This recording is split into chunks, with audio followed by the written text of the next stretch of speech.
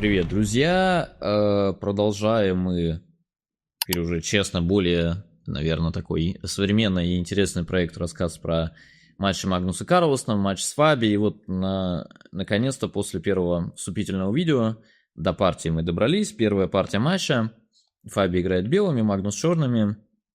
Если первое видео вы посмотрели, вы в курсе уже наших дебютных планов.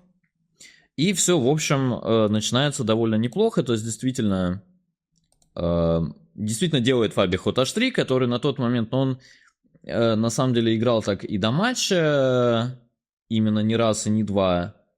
И, в общем, действительно была надежда, что он снова так пойдет, хотя я на это особо денег бы не ставил, честно говоря, тогда. То есть, мне казалось, что, наверняка к матчу будет работа проделана, наверное, может быть, они поймут, что, h3 ход по большому счету не обязательный, то есть профилактика от слон g4, она несколько преждевременна.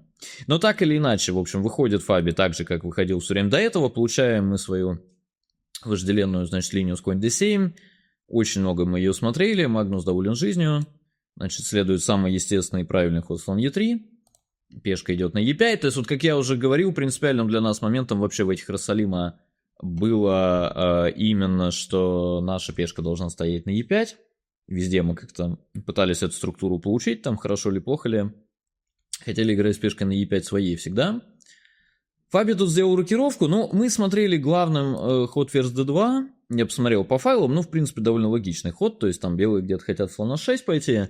И вот мы собирались здесь играть h6, рокировка b6. Также примерно, то есть именно по этой логике Магнус партии пойдет b6. Вообще, мне кажется, интереснее смотреть партии, именно зная что-то про подготовку. И вот мы действительно смотрели здесь, то есть тут идеи белок связаны с проведением f4. Вот главная как бы романтика этой линии была в вариантах типа такого, что, например, здесь мы собирались ходить конь f8, f4, там, допустим, побили, конь e6, слон e3, конь d4. И, какая-то очень сложная позиция. Нам просто нравился рисунок, что неожиданно... То есть черным трудно сделать короткую рокировку, но неожиданно черные не хотят. Черные, на самом деле, хотят уйти в длинную во многих линиях. Тут черные хотят, может, просто пойти, типа там слон e6, ферзь d7 или ферзь d6, там длинная рокировка и g5. И белым не так просто. То есть, например, если делать какой-то естественный ход конь f3, можно вот просто побить, ладья бьет f3, например, слон e6, ладья f1, там, да, белый как-то, допустим, и g5 просто. Или там ферзь d7 и g5. И у черных отличная позиция, причем мы такие позиции много смотрели. Нам казалось, что вообще, на самом деле, белыми может оказаться непросто довольно играть. То есть мотовать на ферзевом будет трудно, особенно когда ладьи ушли. То есть там, на 3b4 даже cb мы где-то пойдем. А черные сейчас все-таки, код прокинули ферзя, 3-0, там слона на e5, g4, линия же вскрылась. Нам позиция казалась очень богатой, и мы вроде были уверены, что мы посмотрели ее достаточно хорошо, можно и так начинать, чтобы попробовать так сыграть. То есть поэтому вот главная линия уже тогда был записан как безумный вариант. Я, кстати, посмотрел, сейчас Компов все равно пишет, что главный ход тут был e5, слон e6, ладья e1. Я это просто вот как бы показываю больше как иллюстрация того, именно как люди к матчам готовятся, да, то есть я напоминаю, это вообще там линия на периферии. Но даже здесь вот было все доточено, что слон бьет e5, конь g4, слон g7. Вроде конь бьет h6, надо пробовать, f5. И здесь главная была фишка, что лучший ход был конь e2, конь бьет e2, ферзь бьет e2, и тут чудо-ход король d7. И как-то там на слон g5, ферзь e8. Позиция остается бредовой, и как бы нам казалось, что у черных нормально, но комп сейчас, в принципе, подтверждает. То есть там чуть поприятнее у белых, она спадает потихоньку. Там это конь на 6 в офсайде, то есть понятно, что для практической партии это белыми совсем не сахар, если ты ничего не знаешь, но и объективно, на самом деле, оценка спадает, то есть это никакой не блеф. Действительно, можно так черными играть, ничего тут для них ужасного не происходит. И, так, честно говоря, если не знать оценку, можно, мне кажется, легко поверить, что и у белых хуже. Там конь на 6 в офсайде, что мы слона сейчас защитим, король на b7 идет. Что вообще происходит? Но, да, как-то тут там слон g5, ферзь e8, ферзь d2, там эта линия продолжается. В общем, нужно долго ее смотреть. Но, в общем, вот в духе каких-то таких чертежей мы готовились. Ну, Е5 нам казалось, что, конечно, это вообще-то сложно все довольно. Можно, на самом деле, в этой позиции конь F5 ходить, нам казалось, тоже вроде нормальный ход был. Но вот первый раз, по-моему, планировали все-таки вот эту с королем на d7 попробовать.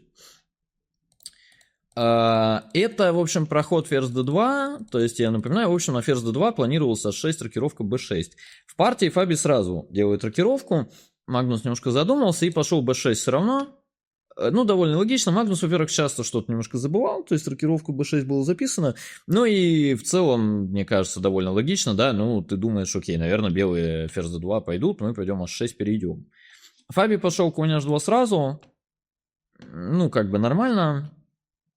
Значит, конь f8, все вроде по тем же чертежам, f4, ef, ладья бьет f4, слон e6. Вот это, я не знаю, Магнус вспомнил или догадался, но это хороший действительно ход, то есть тут есть некоторая, на самом деле, разница, да, что в отличие там от включения ферзь d2, h6, ну, немножко позиция меняется, и, ну, что, грубо говоря, если здесь мы по аналогии также будем ходить конь e6, ладья f2, конь d4, в принципе, ничего страшного как бы не произойдет, то есть можно также, да, там надеяться, что пойдут ферзь d2, и типа h6, мы перейдем. Но просто Магнус пошел еще лучше, то есть он, в принципе, почувствовал, что просто как бы белые как-то странно немножко выставились. То есть теперь, если пойти ферзь d2, то он хочет пойти g5, как-то h6, и вообще потом, то есть ферзь идет на c7, конь на g6, и король в длинную. Вообще такая немножко странная вот расстановка, типичная такая для Магнуса, в принципе, подготовка, какая-то кривая, что нестандартная позиция еще возникает. Ну вот Фаби ушел ладья f2 заранее, отход хороший, h6, ферзь d2, g5. То есть Магнус именно вот воспользовался таким не самым жестким порядком белых, чтобы получить вообще идеальную расстановку с конем на g6, слоном на e6. Ну не то, что белых хуже, на самом деле, ничего ужасного пока не случилось, но черным уже проще, мне кажется, играть, то есть Фаби тут немножко потерял нить игры, и как бы неудивительно, потому что на самом деле играть белым трудно. То есть если, например, попытаться d4 провести, то можно попасть под какую-то там ферзь c7, но можно и на e7, и там на d4 3-0. У черных едва ли не лучше, то есть там конь идет на g6, где-то побьем cd, да, там пункт e5. Надо делать какой-то ход, Фаби пошел ладья а f1, ну, такой ход его трудно осудить. Но Фаби, мне кажется, пока, то есть он играл, как бы, что не всем понятно, что делать. Он как-то просто пока ходил вперед, что где-то, ну, там, с двое из ПФ, может быть, конь e2, конь g3 поведу, может, конь g4, конь f6 прыгну. Что по логике черные там как-то странно стоят по 8, что-то у белых должно пройти. То есть, мне кажется, он так не всем понимал, что делать дальше, и просто пока ходил куда-то там вперед. Магнус пошел ферзь d6. Ход хороший, то есть ферзя надо куда-то убирать, как бы все равно пункт g3 берется, да, там на случай где-то конь e2, g3 перевода. Фаби пошел конь g4, это правильно. Магнус быстро сделал длинную. Ну и вот тут перед белыми встал неприятный вопрос, то есть, ну вот обратите внимание, какая нестандартная позиция, да, особенно для первой партии матча. Это Магнуса, кстати, всегда отличало, то есть вот эту мысль он повторял не раз, что вообще первую партию, первого матча на первенстве мира очень тяжело играть. И он всегда старался в первой партии как-то вот максимально сложную позицию создать, да, то есть даже с черными там выйти на борьбу, что он считал, что на претенденте вот именно дополнительное нервное напряжение, и что там где-то дальше можно будет играть поплотнее, может быть. То есть там с Яном, например, тоже, я помню, что в первый же белый, там вот мы играли этот очень острый там гамбит в Каталонии, что он тоже считал, что в принципе лучше сыграть его на старте, да, пока как бы претендент еще, может быть, не вошел в матч. Ну, короче, тут белыми, да, на самом деле трудно довольно. Ну, надо вроде ходить Е5, но это, ну, подразумевает очень сложную какую-то идею. То есть смысл в том, что если слон бьет Е5, ну, или можно ферзь c7, конь e4, слон бьет Е5, в принципе, неважно, что возникает какая-то такая позиция, то есть белые так жертвуют пешку. Ну, и вот здесь, например, типа ферзь Е1 очень умный ход. Но это невероятно сложно, то есть идея в том, что слон d2, слон c3 белые хотят, то есть, например, если пойти f5, f5 ход, наверное, лучше, слон d2, теперь на fe слон c3, там на ладья d4 висит на f8 еще, а иначе висит на h8, То есть черным надо убирать ладью. На самом деле, даже если до этой позиции досчитать, вот белые ходят конь f6, ладья g6, и типа конь g4, ну даже это, то есть надо оценить еще, что у белых вот эта позиция не хуже. Что белые так пожертвовали пешку, чтобы просто встать вот с конем на e5, там ферзь e1, ладья e2, что типа это полная компенсация. Ну, наверное, когда ты уже смотришь на эту позицию, наверное, можно в это поверить, хотя и это, на мой взгляд, не очевидно. Все-таки у черных ничего не висит, король вроде там надежно стоит на b7. Ну да, белые красиво встали с конем на e5, но не совсем понятно, как бы, что они дальше хотят. Ну, то есть дальше белые хотят типа А3, b4 начать ходить, как я понимаю. Ну, в общем, понятно, что это решение очень сложное, как бы осудить Фаби за то, что вот именно, особенно в первой партии, он не решился так играть, трудно, да, потому что особенно здесь, но все-таки пока всего поровну. И вот это и есть нервы, да, то есть черные вышли на какую-то большую игру, на самом деле уже какие-то силовые меры нужны, и ничего особо такого простого тут белым не предложить. Но вот Фаби в партии сделал ход конь f6, то есть он попытался типа сыграть плотно. Идея его в том, что если пойти конь d7, ну так и было. В партии, то есть коня на f6 действительно долго черным терпеть. Ну, во-первых, трудно, во-вторых, не понять зачем, да, то есть теперь если побить на d7, то просто побили, и на самом деле ни черным ничто не мешает просто начать там накатывать королевский, то есть черный поставит слона на e5, там ладью на g8, g4, и там, в принципе, оглянуться не успеешь, черные уже будут мотовать. Поэтому Фаби, то есть идея его была, конечно, в этом, он сыграл конь h5, слон e5 и g4 поставил. То есть такая это, ну, это, конечно, уже игра на отбой, по-своему, то есть это план такой блокадный, да, что, по крайней мере, мы там выставились по белым, мат нам сразу не дают. Ну, вот Магнус ходит f6, это, конечно, правильно, то есть слон там куда-то идет на f7, пока Фаби ходит b3, ну, b3 ход полезный, все равно где-то c4 черные могли пойти, то есть белые сейчас коня с c3 поведут на королевский. То есть тут такое первое достижение черных, я бы сказал, очевидно, что в принципе уже видно, что никто на ферзевом мотовать в этой партии не будет. То есть явно белые так на королевском стали, что уже скорее игра идет вокруг того, что белые пытаются создать какую-то крепость там на королевском фланге, черные пытаются ее пробить. То есть в принципе черный король уже там в полной безопасности. Белые скорее будут пытаться всеми выставиться на королевском как-то, чтобы не тянуть какой-нибудь прорыв. Ну вот в партии было слон f7, конь d1. Можно было конь b1 ходить, но что в принципе коня куда-то надо действительно вести, на c3 он ничего не делает, не то что с d1 он идет на какое-то конкретное поле, ну так, очень теоретически, может быть, белые пойдут, например, ферзь e2, уберут слона, конь e3, конь f5, белые пойдут, да, то есть понятно, что это все требует большого довольно количества времени, скорее всего этого не произойдет. Но тут Магнус сделал ход, который опять он как бы резко меняет характер борьбы, то есть можно было пытаться как-то медленно ходить туда-сюда. Магнус сыграл конь f8, что, ну, то есть просто черные не обращают внимания на действия белых, да, то есть черные хотят пойти там конь e6, побить на h5 и поставить кого-то на f4, там в любой последовательности. И как бы белые-то рассчитывали, что вообще пешка висит, Фаби ее и побил, это на самом деле правильно. Но тоже это вот типичная игра с Магнусом, что у него эти равные позиции какие-то все время, они для него хорошие. То есть он шел конь e6, конь этот идет на f4, но опять черным на самом деле проще играть, да, то есть черные без одной, но как бы зевнуть могут условно только белые. Да, то есть у белых явно слабее король, где-то там h5 можно пойти, начать полиняшно подать, конь идет на f4, то есть у белых, ну, объективно не хуже, но, например, здесь первая линия компьютера, там конь d7, слон f4, конь f6. Ну, понятно, что не играют так люди. То есть, ну, например, это подразумевает, что там на h5 белые планируют уже жертвовать качество на f4. Ну, понятно, что сложно так играть. Фаби более человеческий ход сделал конь h5, этот ход нормальный. Магнус побил и сыграл конь f4. Логично, слон бьет f4, gf. Но теперь опять у Фаби на самом деле уже как бы приближался сильный довольно цейтнот. Опять же, здесь уравнивал ладья бьет f4. Ну, тоже, это с моей точки зрения сложное довольно решение, то есть взял идея, что, ну, во-первых, черные могут уйти ферзем, и белыми надо оценить, что эта позиция не хуже у них.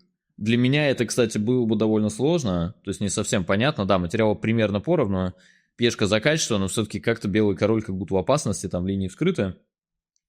Ну и во-вторых, тут нужен был еще точный счет варианта такого, что здесь, например, ладья f8 взяли, что надо было посчитать, ну, погроживают ладья f3, то есть надо было посчитать король g2, и что, типа, если пойти ладья g5, на самом деле черные могут еще c4 пробовать, как-то bc ладья g5 тоже очень страшно здесь, я не знаю, конь e3, ладья a5, конь f5, там каким-то чудом у белых складывается, там ладья a2, белые там бьют на a6, и как-то в итоге там осложнения заканчиваются в ничью. Но даже без c4, то здесь ладья g5 сразу можно пойти конь e3, ладья h5, конь f5. И с белыми надо было досчитать, что поскольку грозит h4, мы вынуждаем ход ладья g5 и съедаем на h6. И эта позиция уже действительно совсем ничейная. То есть там черные c4 пойдут, и весь ферзевый фланг поменяется, просто ничья. Но, опять, это решение силовое, да, то есть обратите внимание, что все время как-то Магнус так играет, что как будто ему играть проще. То есть он все делает логично. От белых все время для поддержания равновесия требуется какая-то очень такая энергичная и творческая реакция. Ну, вот Фаби пошел просто ладья g2. Это ход неудачный, то есть теперь у черных снова перевес, ладья g8. Но главное, черным снова легко играть. То есть, значит, пошел ферзь e2, ход нормальный.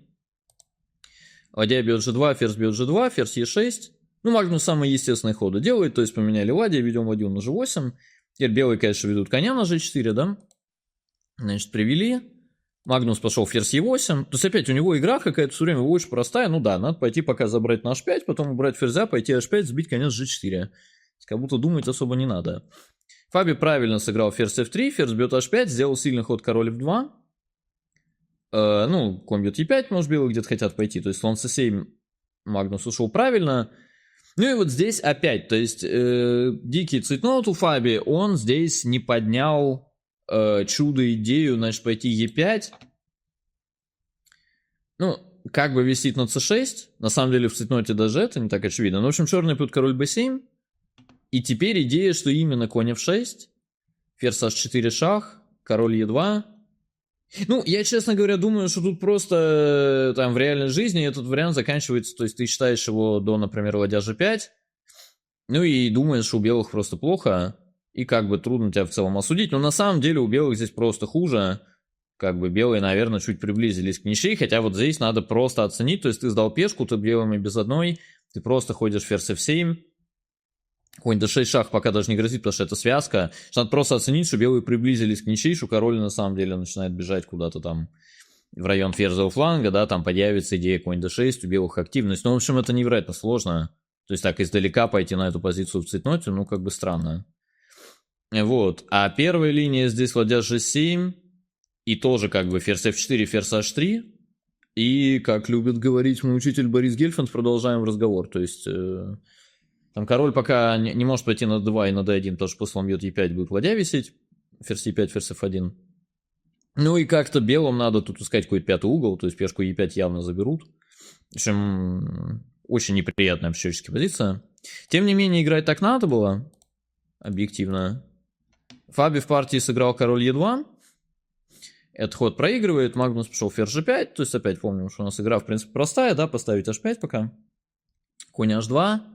Ну и вот здесь началась фаза партии, то есть, на мой взгляд, до этого Магнус играл просто блестяще. То есть, именно по-человечески все, что делали черные, было невероятно энергично, и, ну, даже где он объективно типа немножко выпускал, это там перед белыми был утюг. То есть, на самом деле, играть белыми было невероятно сложно с дебюта. То есть, очень сильная партия, реально очень хороший, тонкий как бы выбор дебюта, очень сильная игра потом, да, он там давил по времени, сделал эту длинную рокировку, очень сильное, мне кажется, с практической точки зрения решения, вот это вот было конь f8, да, если вернуться, что здесь конь f8 пожертвовать пешку на f6, то есть только белые встали в какую-то блокаду и так немножко выдохнули, что, может быть, им дадут на несколько ходов как-то так хотя бы перевести дух, да, и поиграть в какие-то более-менее позиционные шахматы, как ход конь f8 снова поставил как бы вопрос ребром, что пришлось бить на f6, и снова решать какие-то этюды.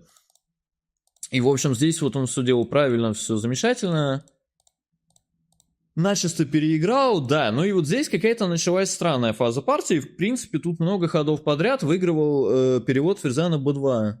Я помню, что я с ним это немножко обсуждал, то есть он не то, что этого совсем не видел, ему что-то там не понравилось, я не помню уже что, например, здесь можно было пойти ферзь e5, и как бы, ну я не знаю, на конь g4, например, пойти ферзь b2. Да, там король ушел, пойти h5. То есть, в принципе, просто при ферзе на b2 черные съедят ферзевые и вернутся. У белых настолько слабый король, что они ничего не могут с этим сделать. Как правило, где-то b5, слон a5, там можно пойти на король d2. Ну, тут как-то, я не знаю, трудно как бы комментировать это прям серьезно. То есть, ну, просто у белых совсем безнадежно, когда ты это знаешь, комментировать трудно. Ну, вот здесь, например, можно, наверное, там побить на a2. Минус 2,5. Можно пойти b5, там, минус 5 вообще, потому что на ферзь c5 ладья g2. А иначе черные там могут еще c4 где-то провести, там, линию d, да, вскрыть, я не знаю. Белые ничего не хотят, с его поровну. В общем, ферзь e5 выигрывал совсем, Магнус пошел h5, это ход, ладно, мы сильно ругать не будем, понятно, что там, да, что конь g4 не было. Ход делается рукой, значит, ладья f2. И теперь снова была такая нехитрая задачка на, как сказать, здравый смысл, что опять от ферзь должен попасть на b2, на ферзь e5 белые наметили ладья g2. На самом деле даже это, вероятно, проиграно. И там черные много съедят, но главное, можно тогда просто пойти на g7, чтобы ладья g2 не было. А вроде по правилам g7 на b2 тоже можно пойти. И в принципе, то есть тут просто белыми, ну, как бы понятно, что играли лучшие шахматисты мира, они оба тут о чем-то там думали, да, но напряжение высокое, то есть что скорее померещилось. На самом деле, когда смотришь спокойно обстановки, даже не всем понятно. Ну, я не знаю, может ферзь бьет h5 Магнус не хотел давать. Но тут там любой ход вперед, ферзь c3, например. Ну, как-то я даже не понимаю, какой ход. На король d1, ладья, там, наверное, g1, можно ферзь a1, наверное, пойти. И на король d2 уже пойти, ладья g1. Никакого вечного шаха с той стороны никогда нет, то есть тут черные просто матуют. Если мы не зматуем сразу, где-нибудь слона еще подведем, там, не знаю, b5, слон a5 или слон e5, слон c3. Но видно, что совсем, не знаю, вот именно без, как сказать, без дополнительного напряжения, кажется, если честно, абсолютно очевидно, что у черных абсолютно выиграно. Ну ладно, он пошел в партии ферзь g1, фиг с ним, пошел. Сделал пока ход на доминацию, то есть ход, в принципе, нормальный, потому что, ну, как бы какая-то логика у него есть, то есть грозит ладья g3, и что типа он посчитал, наверное, ферзь h5, ферзь там b1 или c1. Решил, что вынуждает конь f1. Решил, в принципе, правильно. Но надо было тогда теперь пойти ферзь g7. То есть в этом была бы своя логика, что конь на f1, а не на h2. Ну как бы он дальше от блокадного поля f3. То есть это бы ничего не портило. Тут позиция остается абсолютно выигранной. Черные там этого ферзя постепенно заведут и победят. В партии Магнус пошел h4. Ну, это объективно грубая ошибка, которая там сильно выпускает. Ну, на самом деле, я думаю, что они оба зевнули, то есть они оба считали, тут у Фаби был еще дикий цветнос, что они оба считали, что на e5 ладья g5 просто. И немножко не досчитали, что в вариантах типа там король d2, например, что на ладья бьет e5 всегда есть ладья g2 ход, что эту пешку не забрать как бы с комфортом. И черным приходится как-то допускать размен ферзей, вот, например, так. Ну и тогда, конечно, то есть это я уверен, что они оба прекрасно понимали, что это, конечно, для белых огромное достижение, то есть как-то ладья g4 там, учитывая, насколько позиция была безнадежной до этого, это, конечно, огромный прогресс, то есть где-то, может, там конь на f3 перейдет, потом пешку белые отыграют, то есть, ну, понятно, что черные сохраняют какую-то инициативу, b5, слон a5, там есть идея, но в целом тут это совсем уже близко к ничьей. Ну, это такой цейтнотный шанс, в общем, Фаби пошел король d2, снова стало безнадежно, значит, король b7, Магнус пока пошел нормально, c3. Теперь, ну вот снова для него характерно, выигрывал ход ладья g3, конь бьет g3, hg, ладья g2, ферзь типа b1. И как бы белый типа беззащитный, то есть просто идет какой-то накат, хотя, ну вот здесь я его как бы понимаю, то есть он любит выигрывать совсем надежно. Ну здесь как-то, да, не знаю, мы отдали качество, то есть, ну это как бы надо оценить, что вот мы отдали качество, мы тут просто будем делать какой-то ход типа b5 там. Компьютер как бы подсказывает, что у черных абсолютно выиграно. Ну, в общем, объективно да, но опять же, это первая партия матча на первенство мира, который тебя волнует. Магнус, кстати, сам матч считал, я вот это забыл сказать в этом, кстати, в первом ролике, что Магнус, с Яном, например, такого не было, то с Яном он был абсолютно уверен, что он выиграет легко. С Фабио он считал, что матч неясный, то есть он реально считал, что Фабио очень здорово играет, они очень близки в рейтинге, и у него абсолютно не было этого ощущения собственного такого явного превосходства, что он будет играть сам с собой, он так не думал. Вот, то есть он тоже как бы нервничал, и, конечно, он, в принципе, по жизни любит выигрывать именно как-то так простенько, то есть он тут пошел слон Е5, это на самом деле ничего не портит, просто ладья G3 совсем выигрывала. Но слон Е5 более-менее ход в стиле Магнуса, король С2. Ну и вот здесь тогда надо было ходить что-то типа B5, и уже если мы так начали выигрывать, ну вот как-то там проводить B4, да, потом где-то после ЦБ, может быть слон D4, ладья G5, ладья C5. У черных по-прежнему абсолютно выигранная позиция, но это займет какое-то время. В принципе, вот такая реализация, она на Магнуса больше как бы действительно похожа. Обычно он в хорошем состоянии так и выигрывает. То есть даже в матче с Яном, например, там будут тоже партии, где можно было выиграть там счетом на 2 хода. Он выигрывал просто рукой там 20 ходов, но эти 20 ходов он делал идеально. Ну вот Фаби, на самом деле, в матче это одна из была тенденций, что Фаби очень цепко защищался, и Фаби, в принципе, за такую реализацию на глазок Магнуса в матче наказывал. И вот эта партия, в принципе, задала этот тренд. Ну, ферзь G7 Магнус пошел опять рукой, нам очень понятный ход, да, то есть мы давим на C3. Как бы хотим что-то там вызвать, какое-то ослабление. Белые пошли конь H2, правильно, и на самом деле надо было уже ходить обратно. Ну, понятно, что обратно ходить не хочется. Во-первых, конь F1 от повторения, но тогда снова выигрывает B5 уже, как мы знаем. А на конь G4 выигрывает пока ферзь A1, конь бьет E5, ладья G1. Но у Магнуса уже была какая-то идея, он побил слон бьет c3, и это все выпускает. То есть все-таки нервы сдали, причем 40-й ход.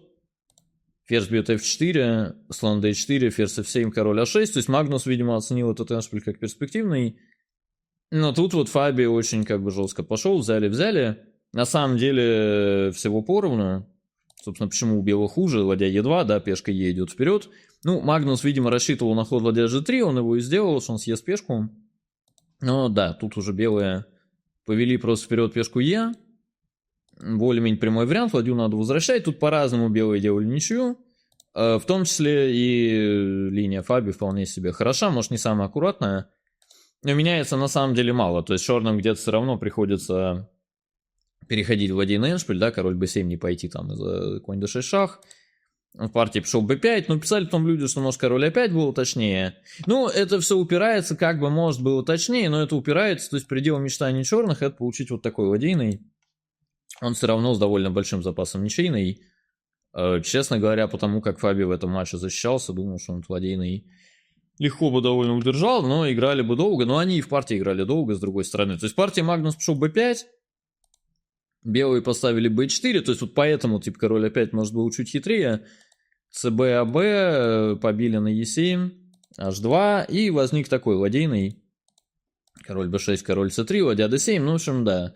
Белые там где-то пошли d4, дальше мы смотреть не будем, они ходили там реально там под 50 ходов, абсолютно ничего не произошло.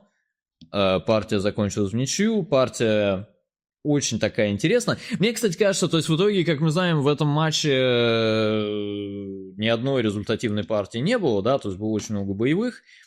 Все равно все закончились в ничью. Мне, кстати, кажется, что тут многие матчи Магнуса так складывали, что либо туда, либо сюда. То есть, на самом деле, вот выиграй Магнус первого, и, в принципе, я не удивлюсь, то есть Фаби бы где-то пошел отыгрываться, Магнус бы, наоборот, перешел в режим вот этот, как бы, очень осторожный, и мог бы выиграть, мне кажется, еще довольно много партий. И матч мог бы быть совсем другим. Но тут вот Фаби, да, то есть первый такой психологический, да, успех, наверное, что реально, ну, попал он в тяжелую довольно ситуацию. С дебюта, что это первая партия, Магнус сразу пошел вперед, получил выиграно, Фаби, тем не менее, как-то сжал зубы, защищался. Я помню, что мы были недовольны, то есть и Магнус был явно недоволен, то есть вообще его этот матч, ну, нервировал, наверное, не то слово, но он реально считал матч неясным, при том, что у него нет проблем с самооценкой. То есть там, допустим, когда потом он будет играть с Яном, там чуть ли не заранее, там, ну не чуть ли не, а так и было, что действительно заранее приезжали какие-то телевизионщики и снимали нашу подготовку, уже готовя фильм, что он уже как бы выиграл. И Магнус там нам заранее там говорил, что какая-то будет вечеринка по случаю победы, там мы ему говорили, что ты сначала выиграл, он говорит, да выиграю. Вот с Фаби такого и близко не было. То есть матч казался ему неясным, он был уверен, что много шансов не будет. Ну и, конечно, то есть послевкусие такое для Фаби хорошее, да, то есть это, ну, безусловно, там для претендента такая первая партия, это лучше, чем какая-то спокойная ничья белыми без событий. Он как сразу почувствовал борьбу, было неприятно, но тем не менее спасся. Мы были не очень довольны, но нас ждала партия белыми на следующий день. О ней мы поговорим в нашем следующем выпуске. А пока, друзья, спасибо за внимание и до новых встреч.